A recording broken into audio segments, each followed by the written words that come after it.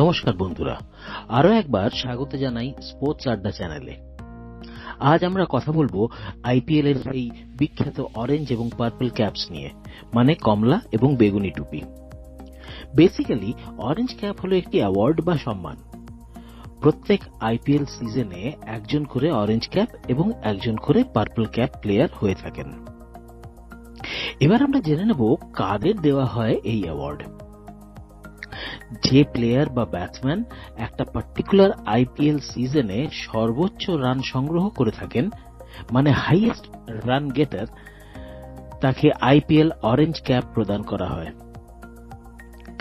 অনুরূপভাবে কোনো একটা সিজনে যে বোলার সব থেকে বেশি উইকেট নিয়ে থাকেন, হাইয়েস্ট উইকেট টেকার, তাকে আইপিএল পার্পল ক্যাপ দেওয়া হয়ে থাকে সেই সিজনের জন্য।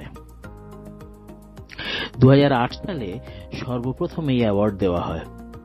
শন মার্শ পান অরেঞ্জ ক্যাপ। তিনি 11টি ম্যাচ খেলে 616 রান পেয়েছিলেন। তানভীর সোহেলকে দেওয়া হয় পার্পল ক্যাপ। তিনি 11টি ম্যাচ খেলে 22টি উইকেট সংগ্রহ করেছিলেন। আইপিএল 2024 সবেমাত্র শুরু হয়েছে, কিন্তু এখনো অবধি রানে এবং উইকেটে যে দুজন সব থেকে এগিয়ে আছেন তাদের কথা বলি এবারে। ব্যাটিংয়ে বিরাট কোহলি।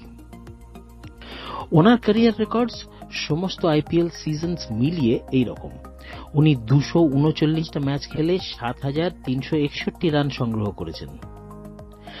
আইপিএল 2024 সিজনে বিরাট দুটো ম্যাচ খেলে 98 রান করে লিস্টে সব থেকে ওপরে রয়েছেন।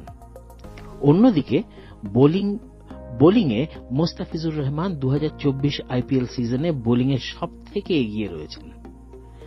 2টি ম্যাচ খেলে তিনি মোট 6টা উইকেট পেয়েছেন।